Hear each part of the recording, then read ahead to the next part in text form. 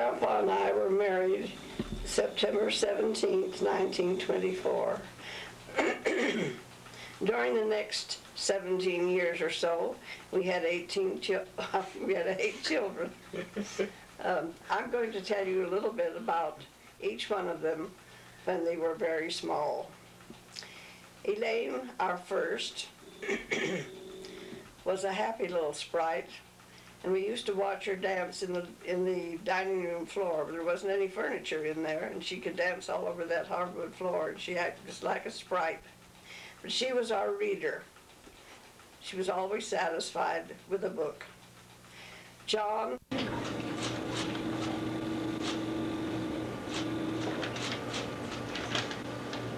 Excuse us, what are you doing here? Well, I'm working in the indexing department of the Genealogical Society. We're reading Welsh wills that are absolutely fascinating. Now, do you do this all the time?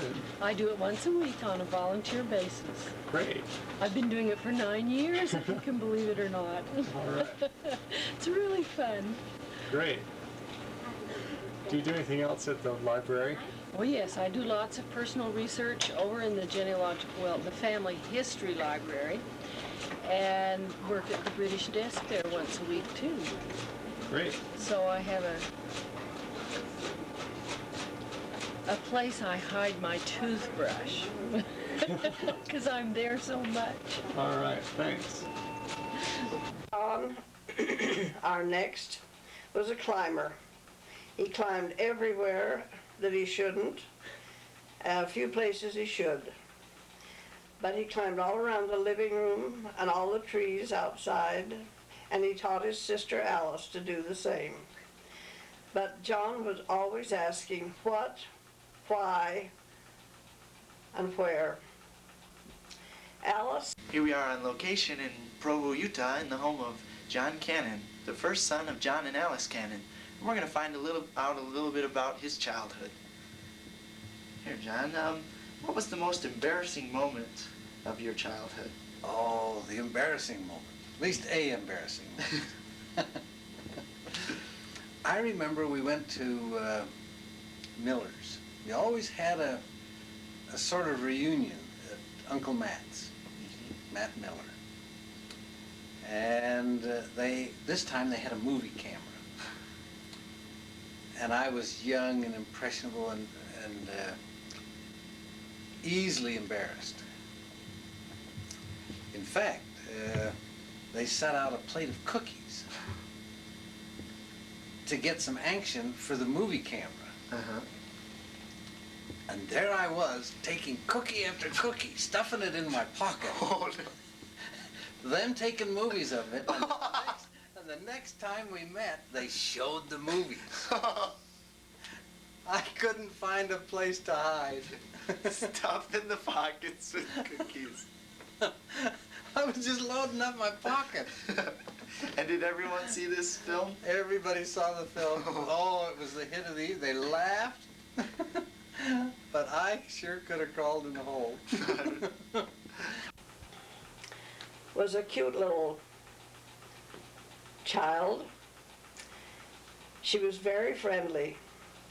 She loved to be outdoors, and she loved watching the bugs and the ants and the worms. She never wanted to touch them particularly, but she loved to watch them. Also, if we took a walk, Alice had to pick all the neighbors' flowers unless we watched her very, very carefully. She loved pretty flowers. Leonora. Ah, what are you doing here? Well, I'm dusting.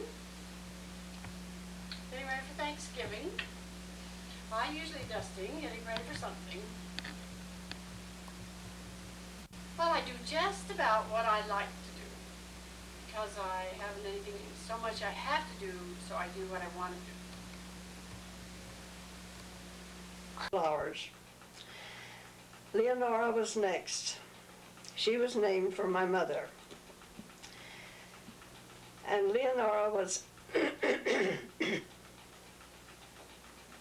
the one who could get anything she wanted without asking or moving. As a result, she didn't walk until she was past 1. She didn't talk till she was nearly 3. But when she did talk, she talked in full sentences. And by that time, she could get anything she wanted to.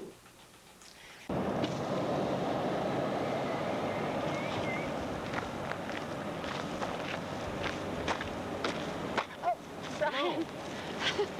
That's not fair to get that close. Oh, Oh, we'll pull back then. oh. I just better shot. Actually, we better pull ahead.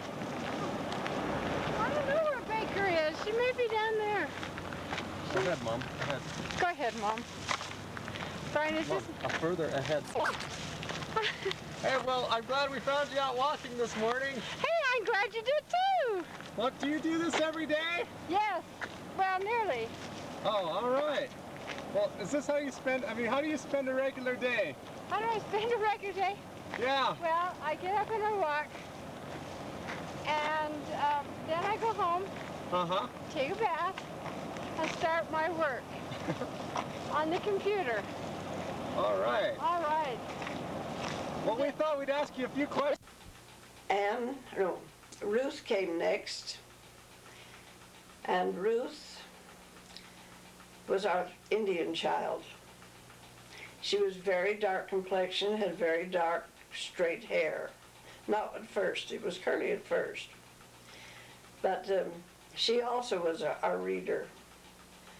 And she loved music and not dancing so much, but she loved music and reading. She'd go to the library and bring home 5 books, and by the end of the week she'd had them all read, when she was a good student besides. I'm sure my side of the family could tell lots of stories on Scott. I'm not going to go into detail on any of those, but just to let Paula's side of the family know a little bit about our family. Scott, as Larry said, was our first boy. And I remember when he was born, I was so thrilled to have a boy at last. And while I was in the, now, let me tell you that I just heard my girls laughing. I always said if I were only going to have one kind, I was glad it was girl. If I were only going to have one kind, I was glad it was girl. But I knew his dad would like a boy. So I remember being in the recovery room, and Scott was still in the birthing room, and they were going to circumcise him there. So Larry came in, and you all know,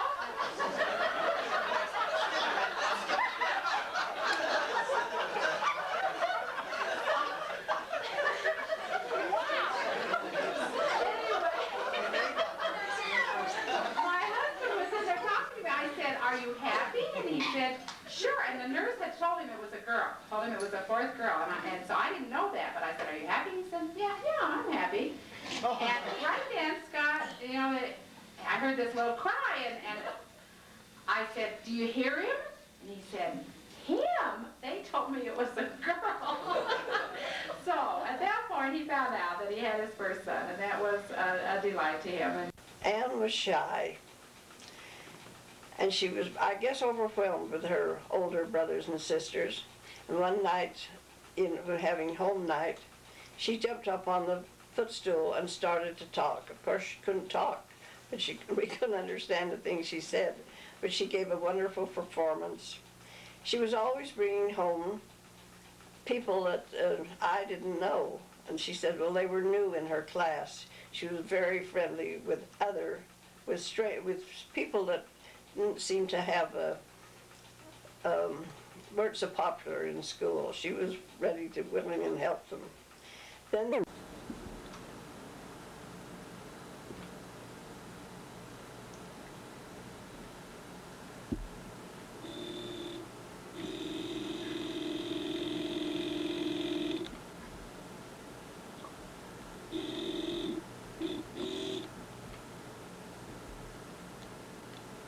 Hello, Aunt Annie.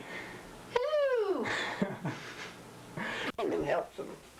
Then there was Richard.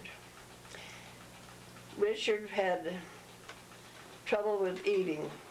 There wasn't anything that he could eat that wouldn't bring out spots and trouble things on his skin. So we had quite a time with him. Yet he grew to be the biggest one we have. But Richard could concentrate better than anyone I ever knew. When it's time to clean up and go put things away, Richard didn't ever hear. He would sit, and whenever he was interested in, he would, until he finished it, he just had to finish it.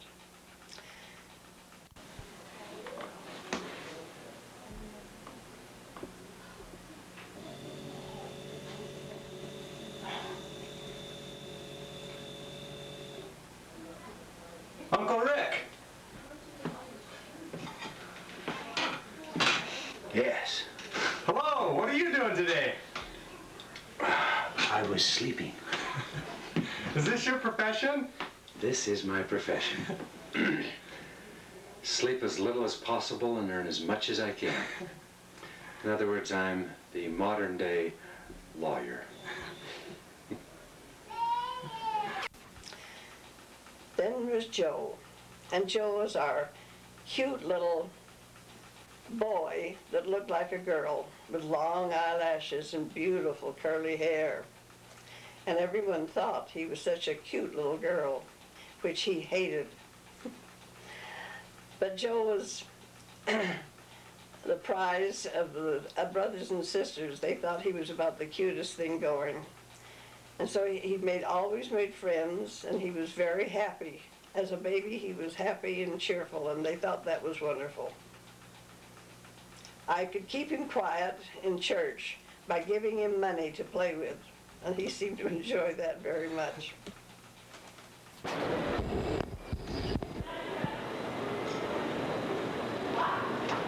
Excuse us, are you Joe Cannon? Sometimes. Some countries I'm known by other names. Can we talk with you for just a moment? Well, yeah, if you got money. Okay, step right over here. Hi, Dix. I'm at the airport. What do you mean I'm early? Can you come get me? Okay. See you in a few minutes. Bye. Is this how you spend most of your time? Yeah, I do spend a little time here. What have you been doing? Well, I've been doing some seminars. Just came back from Boston and Nigeria. Just those delightful places. All right. I always wondered what a bathroom meeting was all about.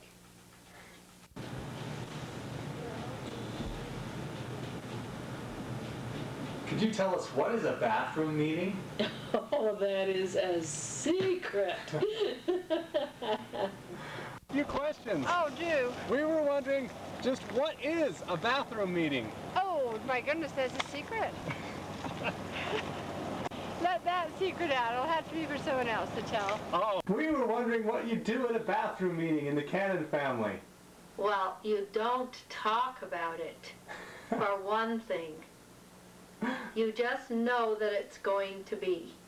And then the people who are supposed to go get there. But that's all you need to know. Well, it's a secret from Mother and Daddy. Well, from Mother now. And from us? Well, we aren't telling you, I guess. So yeah, I guess so.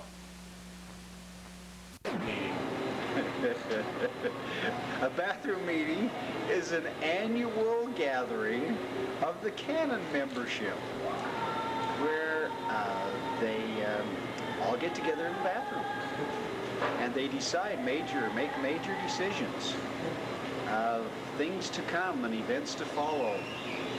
And it's a very convenient place because people spend a lot of time in the bathroom. What's the history? How did it get started? Some bathroom sometime, I think it was the only place that we could go and close the door and people we didn't want to come in couldn't come in. So we went in the bathroom because that was the only place that was safe. Great. In my elbow to stay. You gotta bend down for this one.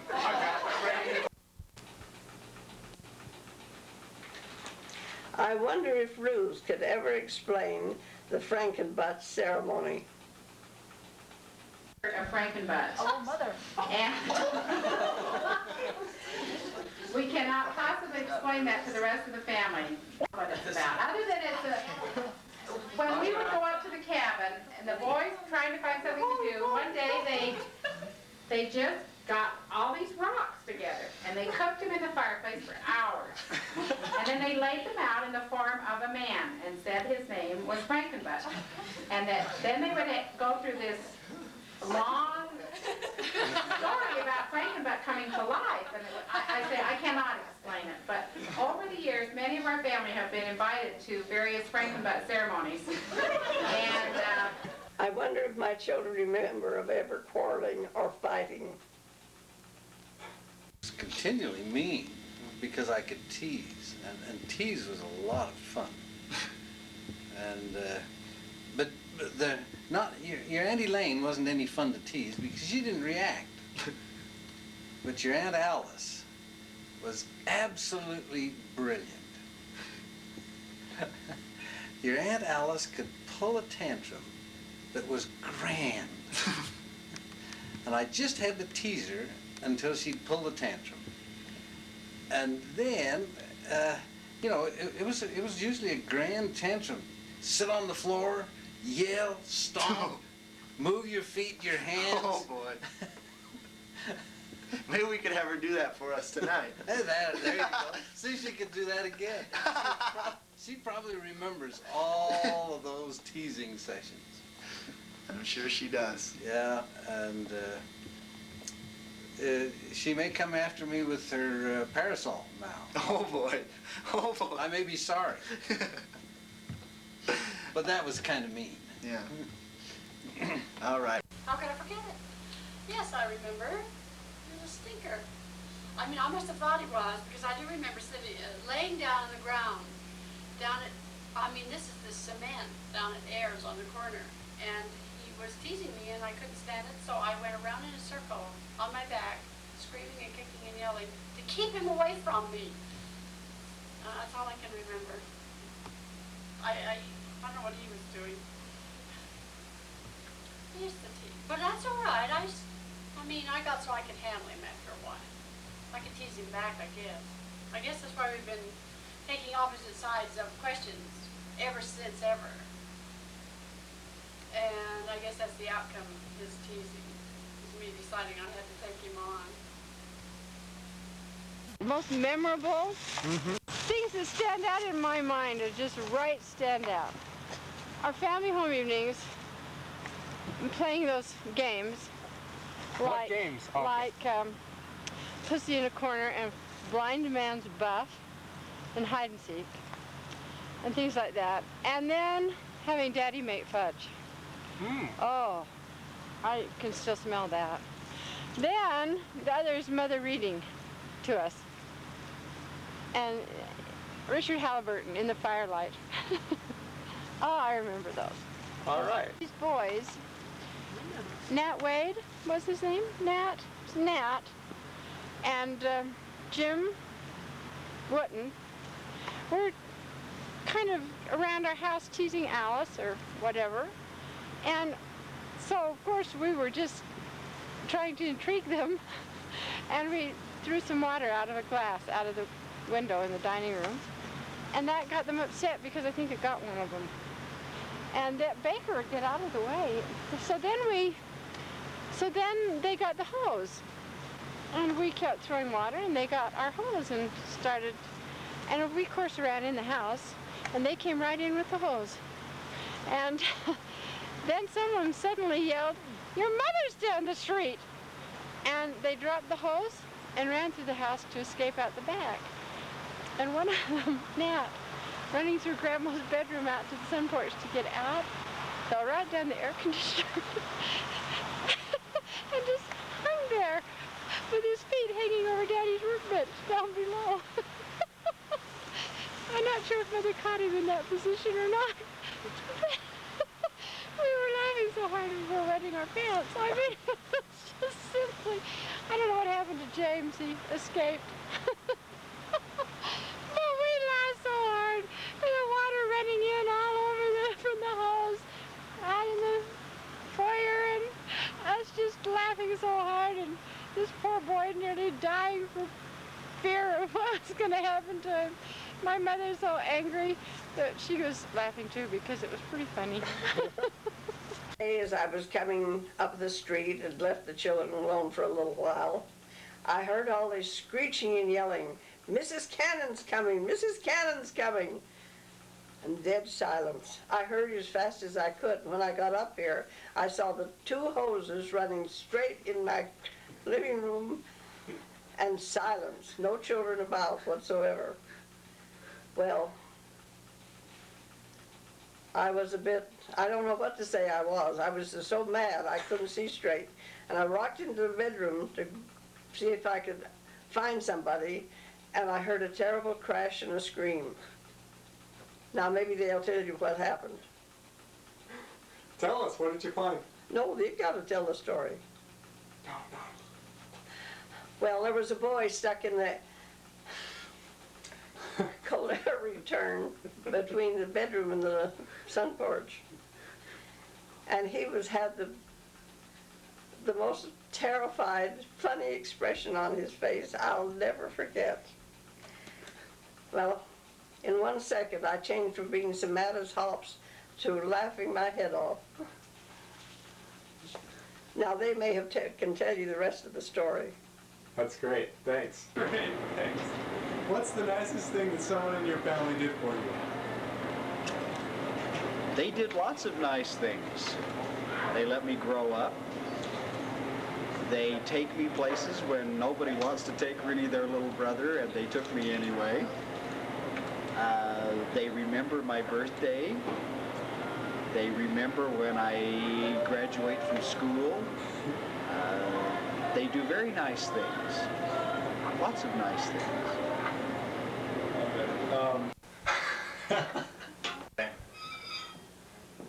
It isn't like one shouldn't be able to think of those. But I think of a lot of nice things that they've done. But it's always when I got older.